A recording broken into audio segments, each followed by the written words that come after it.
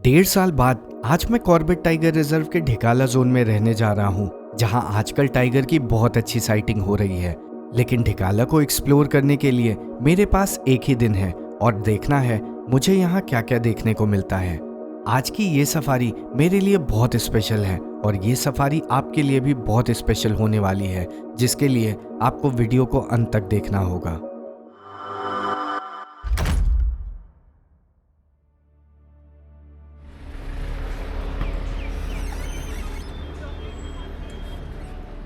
ये है Corbett tiger reserve का फेमस धनगढ़ी गेट, जहाँ से ढिकाला के लिए सफारी होती है। और यहीं से कुछ दिन पहले मैंने एक कैंटर सफारी किया था, जिसका एक्सपीरियंस अच्छा नहीं था।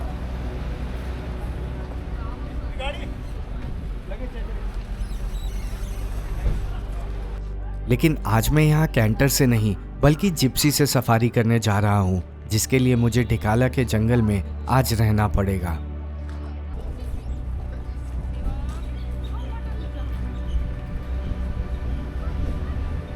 डेढ़ साल पहले जब मैं ढिकाला में रहने आया था तो उस समय टाइगर अटैक्स के चलते जंगल के बहुत बड़े हिस्से को बंद रखा गया था। लेकिन अब जंगल के सारे टूरिज्म वाले हिस्से को खोल दिया गया है, जहां आजकल ढेर सारे बाघों को देखा जा रहा है। ढिकाला को हर साल 16 जून से मॉनसून के कारण बंद कर दिया जाता है, लेकिन अभी मई के महीने में ही बादल लगने लगे हैं और ऐसा लग रहा है आज बारिश हो सकती है। अभी हम रास्ते में ही हैं और हमें कुछ जिप्सीज रुकी हुई दिखने लगी। अब देखना है इनके रुकने का कारण क्या है।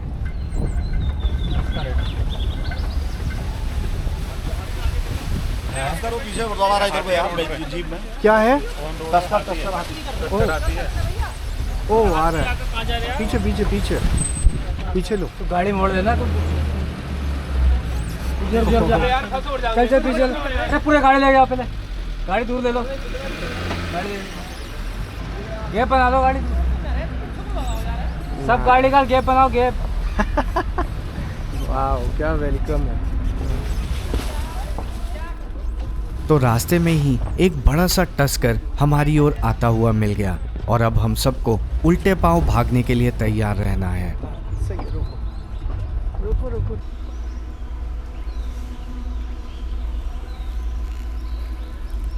ये एक बहुत बड़ा नर हाथी है जो किसी भी झुंड का हिस्सा नहीं है और अकेले ही इधर उधर घूम रहा है।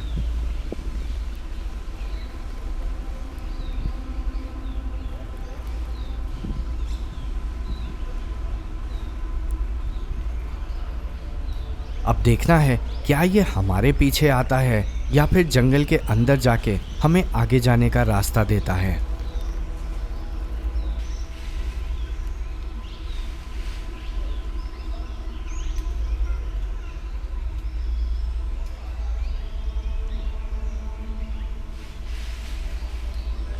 और भाग्य से ये जंगल के अंदर चला गया और अब हमारे लिए रास्ता साफ हो गया। ऐसे समय पे एक एक्सपर्ट ड्राइवर का आपके साथ होना बहुत आवश्यक होता है, जो मौका देख के गाड़ी को बचा के निकाल ले। वो रहा, हाँ। जा रहे हैं पीछे, हाँ बस बस बस यही है पास में। ये रहा, ओए पहाड़ है ये तो। वाओ, आ रहा है, बाहर आ रहा है, थोड़ा आगे मेरे ख्याल से, हाँ आएगा। बस बस बस।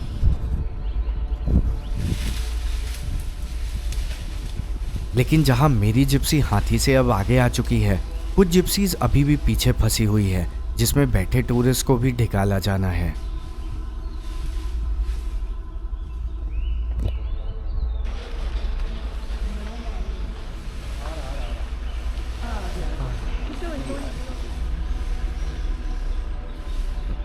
और थोड़े देर तक वेट करने के बाद बाकी गाड़ियों को पीछे जाना पड़ा और ये हाथी फिर से बाहर निकल के सड़क पे आ गया।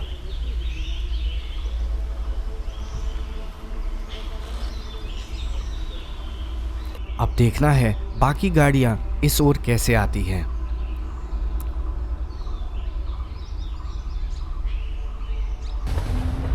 ओह वाओ, चलता हूँ। सीधे उठना नाइस। ये हाथी अभी मस्त में है। ये मस्त हिंदी वाले मस्त से अलग होता है।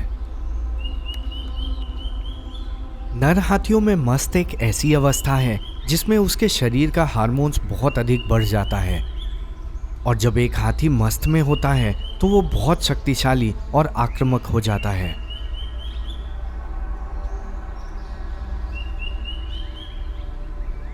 अब बाकी बची हुई गाड़ियों को पीछे हटना पड़ रहा है, क्योंकि इतने बड़े हाथी जो कि मस्त में है उसके सामने होना खतरनाक हो सकता है।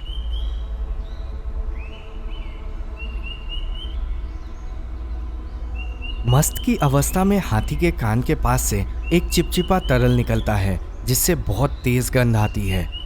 इस गंध से दूसरे हाथियों को ये पता चल पाता है कि कोई हाथी मस्त में है, जिससे दूसरे हाथियों को इस हाथी से दूरी रखनी चाहिए।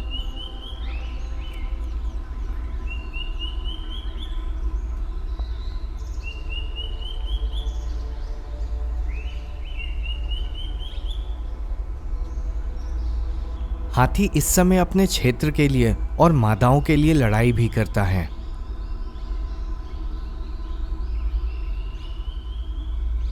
मस्त एक नेचुरल प्रोसेस है जो कुछ हफ्तों तक रहता है, जिसके बाद हाथी फिर से नॉर्मल हो जाता है।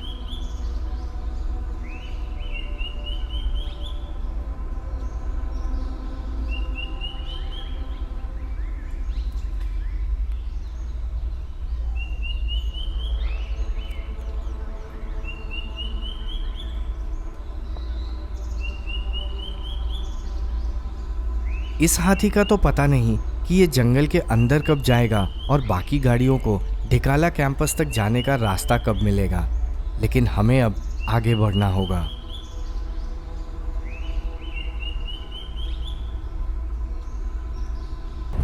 अब हमें जल्दी से कैंपस तक पहुंच के सफारी की तैयारी करनी है, जिसमें कुछ ही समय बचे हैं। उप्स, फिर से कुछ हुआ।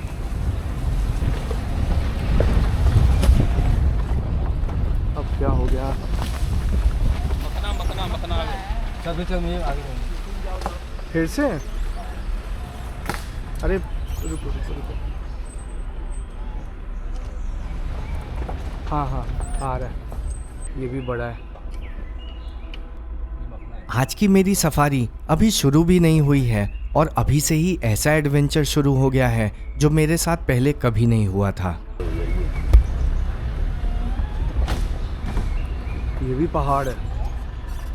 थोड़ा ही आगे आने के बाद एक और बड़ा हाथी रास्ते पे चलता हुआ मिल गया, लेकिन ये टस्कर ना होके एक मखना है। चलो चलो पीछे पीछे निकालो। पहाड़ इधर लेफ्ट राइट जा ही नहीं सकते। मखना उन नर हाथियों को कहते हैं जिनके दांत नहीं होते हैं।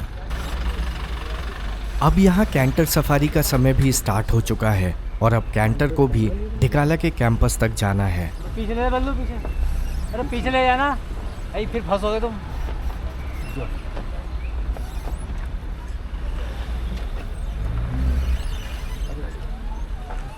आप गैप बनाओ, लोग पीछे आ रहे हैं। वो गाड़ी पीछे लेना, गाड़ी चलने रही मरवागा यार। लेकिन इतने बड़े हाथी के सामने किसी भी गाड़ी की नहीं चलने वाली और अब कैंटर को भी पीछे हटना पड़ रहा है। गाड़ी मोड़ देते, गाड़ी मोड़ो जल्दी से। चलो चलो पीछे पीछे बोल रहे। अरे यार ये फंसा है। अबे रुक जा, अरे रुक जा, अबे चलिए कर यार। अरे क्या कर रहे हो? गाड़ी चलाने क्यों आते हो यहाँ पे? चलाने आती गाड़ी। ओ जा रहे जा रहे जा रहे जा रहे जा रहे। लेकिन इतने सारे गाड़ियों को फंसा देख के हाथी ही जंगल की ओर भाग गया।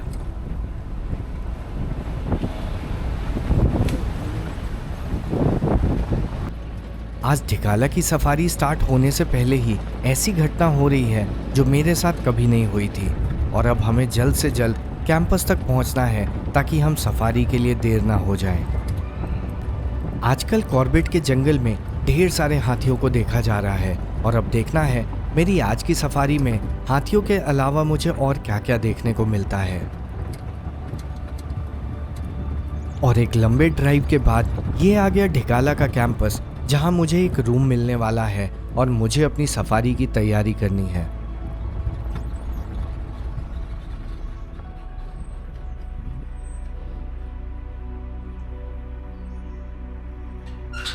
थोड़ी देर में दोपहर की सफारी शुरू होने वाली है और अभी सारी गाड़ियां कैंपस में ही हैं।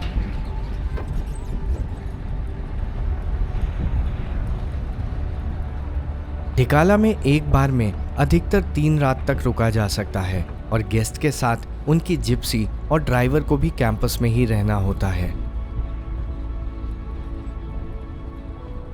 इस कैंपस में कई प्रकार के रूम्स हैं और यहाँ डॉर्मेट्री भी है जहाँ कम पैसों में रुका जा सकता है। और इस बार मुझे मिला है एनेक्सी कैटेगरी का रूम, जो एंट्री गेट से बहुत पास है।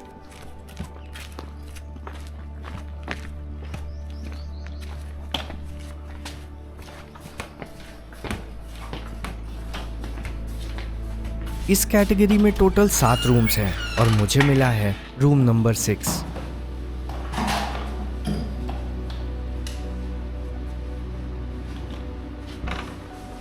इन कमरों को सालों पहले बनाया गया था, जिनमें से कुछ तो 100 साल से भी पुराने हैं। ढिकाला में रुकने के लिए बेसिक फैसिलिटी ही मिलती है, लेकिन जंगल के इतने अंदर रुकने के लिए ये पर्याप्त है। यहाँ गर्मियों के लिए एसी नहीं होता है, लेकिन यहाँ गर्मी में भी पंखे में आराम से रहा जा सकता है। वाह, पिछली बार जब मैं कैंटर से आया था अभी 2 हफ्ते पहले, एक भी हाथी देखने को नहीं मिला था और यहाँ से आज ढेर सारे हाथी दिख रहे हैं।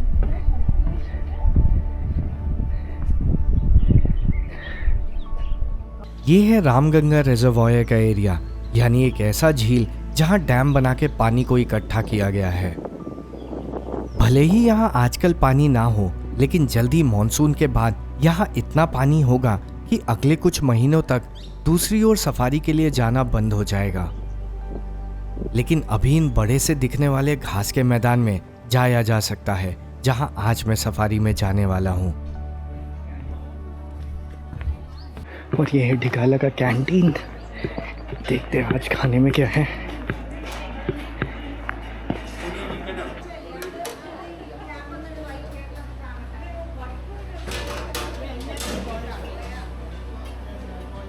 ढिकाला की बुकिंग में खाना इंक्लूडेड नहीं होता है और यहाँ आपको एक बार के लंच या एक बार के डिनर के लिए 500 रुपये अलग से देने होते हैं।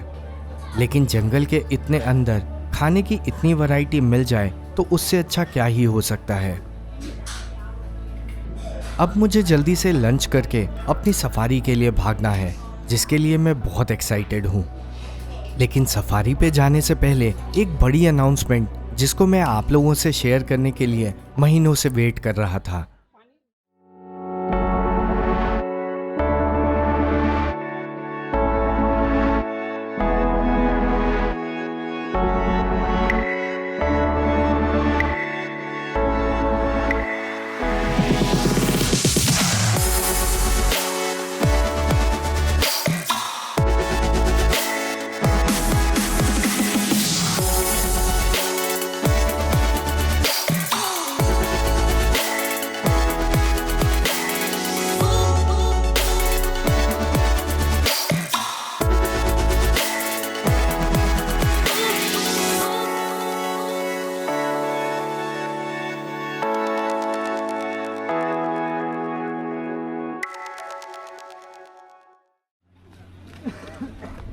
तो walk into the wild का मोबाइल ऐप अब लॉन्च हो चुका है, जिसमें आप लोगों के लिए एक बड़ा सरप्राइज है, जो मैं सफारी के बाद बताऊंगा।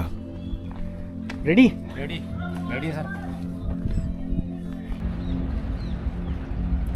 पहले इस गेट को सफारी के समय पे खुला रखा जाता था, लेकिन पिछले साल हुए बाघ के कुछ हमलों के चलते अब इसे बंद रखा जाता है और केवल गाड़ियों के आने जाने पे ही खोला जाता है।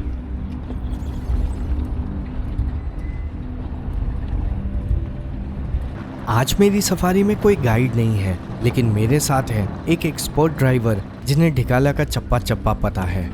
और अब देखना है बिना किसी गाइड के आज मुझे कोई टाइगर साइटिंग होती है या नहीं।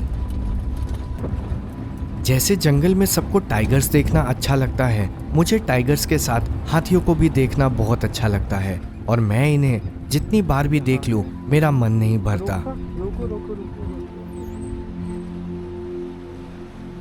पालतू हाथियों को देखना और जंगली हाथियों को देखने में बहुत अंतर है। आज धरती पे रहने वाले ये सबसे बड़े जानवर हैं जो अफ्रीका के हाथियों के बाद आकार में दूसरे नंबर पे आते हैं।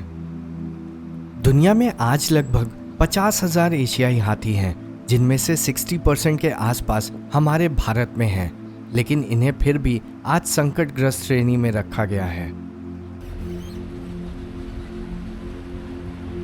हाथी तो अब पूरे सफारी में दिखते ही रहेंगे, लेकिन अब बारी है टाइगर्स को ढूंढने की, जिनको आजकल ढिकाला में बहुत देखा जा रहा है।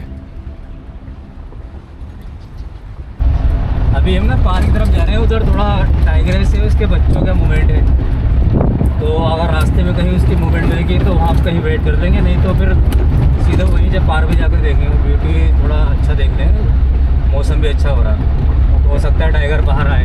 गर्मी होती तो अंदर रहता हो।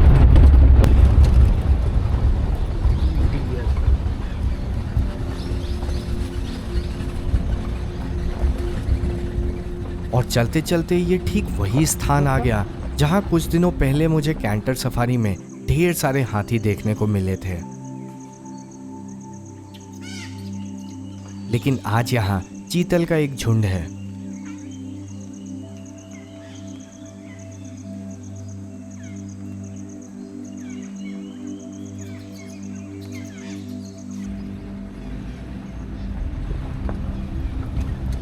आज धूप छांव का खेल चल रहा है और अब ऐसा लग रहा है कि बारिश कभी भी आ सकती है।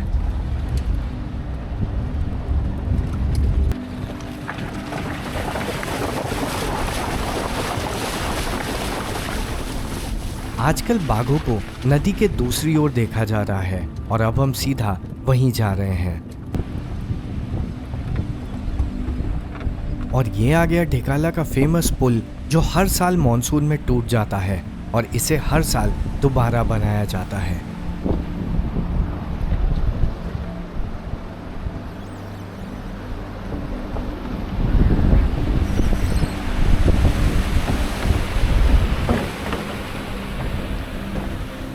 अभी तो यहाँ पानी का बहाव बहुत कम है, लेकिन पहाड़ों पे बारिश होने के बाद यहाँ अचानक से तेज बाढ़ आ जाती है।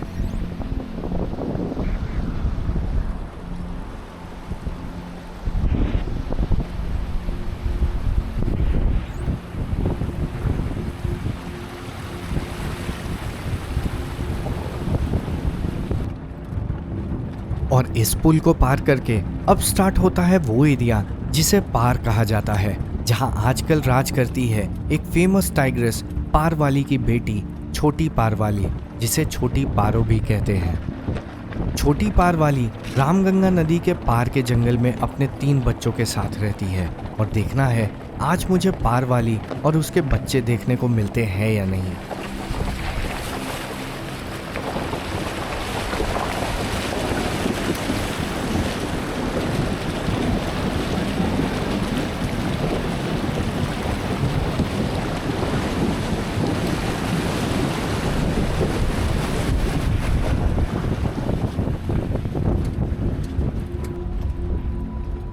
और अब आ गया है नदी के दूसरी ओर का घना जंगल, जहां अब हमें पारवाली और उसके बच्चों को ढूंढना है।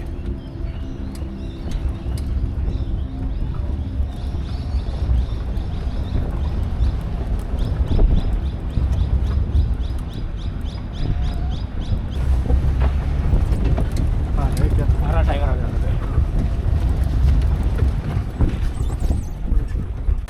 पूरी पीछे देखो, पूरी वीडियो बनाते हैं।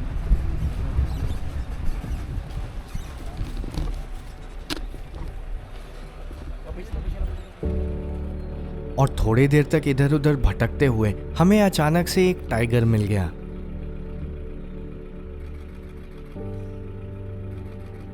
ये टाइगर हो सकता है पारवाली का बच्चा हो, जिसका मतलब है हो सके आसपास और 2 बच्चे भी हो सकते हैं।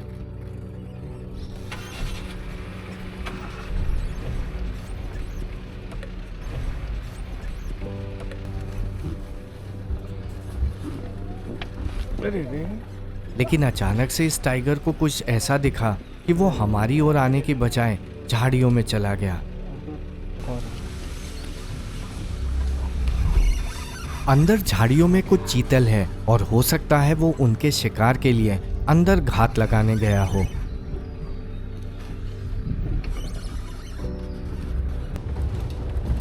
लेकिन थोड़ी देर वहां रुकने के बाद भी वो बाहर नहीं आया और दूसरी जिप्सी से पता चला कि आगे नदी के पास वाले क्षेत्र में एक और बाघ को देखा गया है।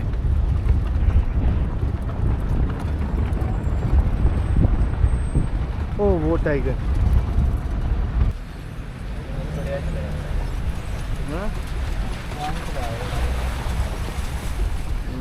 निकालो ले।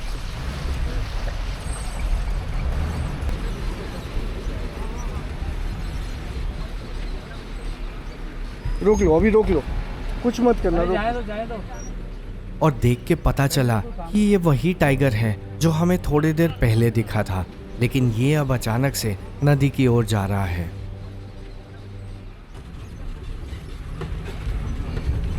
और धीरे धीरे चलते हुए वो बड़े बड़े घास में आ गया है और हो सके अब ये नदी पार करेगा। ये रहा। हाँ पत्थरों पे। बस यहाँ कोने में जाके रोक दो कहीं। लेकिन नदी को पार करने की बजाय अचानक से ये वापस पीछे की ओर जिप्सी के पास चला गया।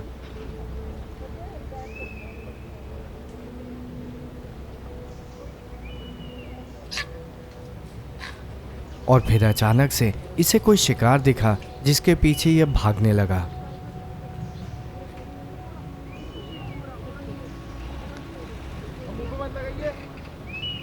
लेकिन ये अभी शिकार करना सीख ही रहा है और धीरे धीरे इसे समझ आ जाएगा कि ऐसे खुले में बिना घात लगाए शिकार के पीछे भागने से कोई लाभ नहीं होने वाला। ये अभी कंफ्यूज्ड है कि इसे अब क्या करना चाहिए, क्योंकि दूसरे जानवरों ने इसे देख लिया है।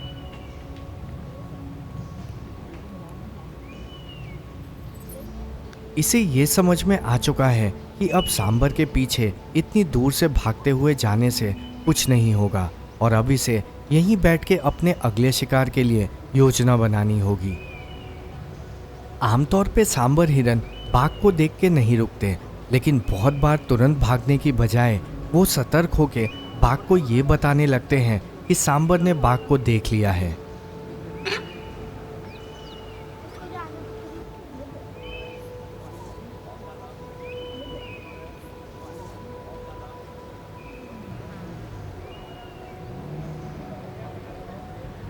बाघ लगभग 10 से 20% शिकार के प्रयास में ही सफल हो पाते हैं, जिसका मतलब है इन्हें एक बार शिकार पकड़ने के लिए 5 से 10 बार हमले का प्रयास करना पड़ता है। बाघ आमतौर पे छिपकर शिकार करता है, जिसे घात लगाना कहते हैं, और अगर बाघ को घात लगाते हुए देख लिया जाए तो उसका चौंकाने वाला हमला विफल हो जाता है, जिससे उसके लिए शिकार करना कठिन हो जाता है।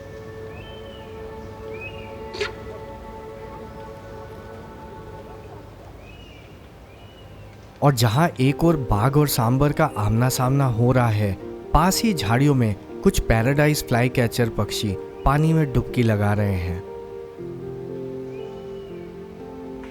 आजकल पूरे जंगल में इन्हें देखा जा सकता है, जो इनके घोंसला लगाने और अंडे देने का समय है।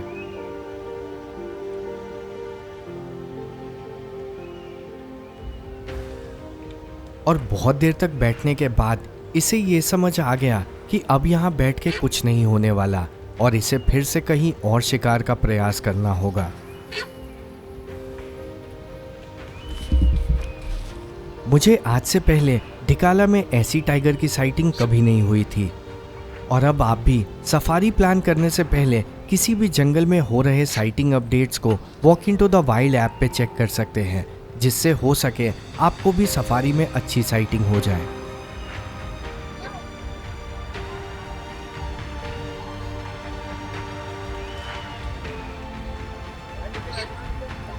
अब ये टाइगर पानी को पार करके ढिकाला के मेन जंगल में जाने वाला है।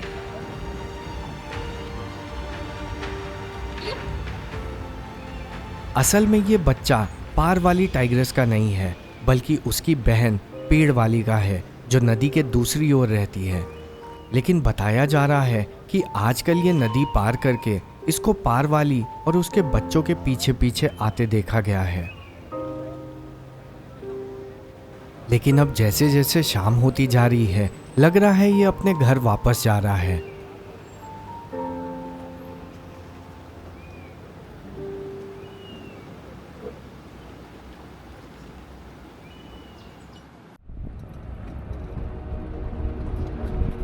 लेकिन मुझे ढिकाला में केवल बाघ को नहीं देखना था, बल्कि नदी के दूसरी ओर के जंगल और बड़े मैदान को भी देखना था, जो कुछ दिनों बाद कई फीट पानी में डूब जाएगा और जहां महीनों तक आना संभव नहीं होगा।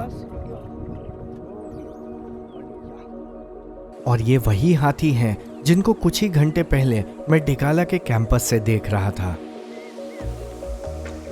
हाथी शाकाहारी होते हैं और ये दिन के अधिकतर समय केवल खाते ही रहते हैं, जो लगभग 19 घंटे तक हो सकता है।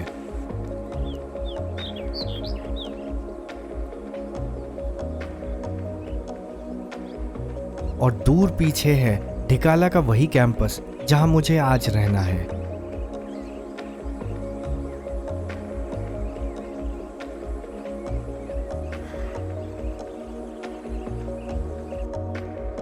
जंगल सफारी में बाघों को देखना एक बड़ी बात होती है, लेकिन जंगल में ऐसे अनेकों दृश्य हैं जिसके लिए सफारी पे आना चाहिए, जो आमतौर पे देखने को नहीं मिलते हैं। आज की ये सफारी मेरे आज तक के ढिकाला की सबसे अच्छी सफारी साबित हो गई है। अब धीरे धीरे सफारी का समय समाप्त होता जा रहा है और अब कैंपस तक जाते जाते देखना है आज जंगल मुझे और क्या दिखाने वाला है।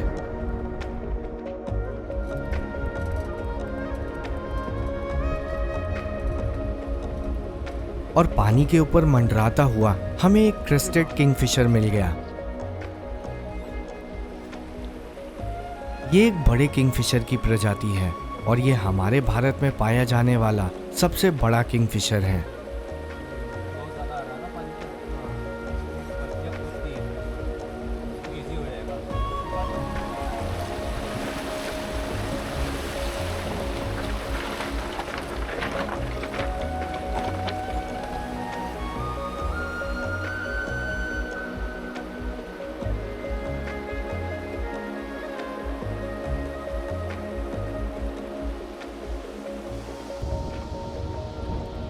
और अब समय हो गया है हमें कैंपस में वापस जाने का।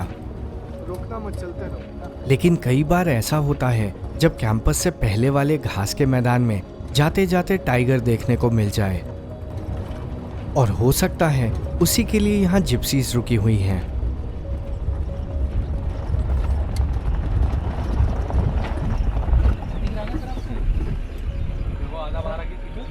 क्या है? कहाँ?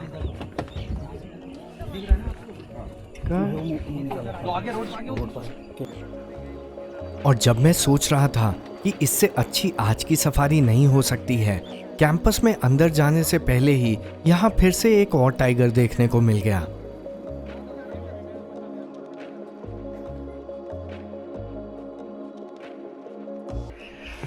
ऑलराइट, आई होप आप लोगों को आज की सफारी अच्छी लगी होगी।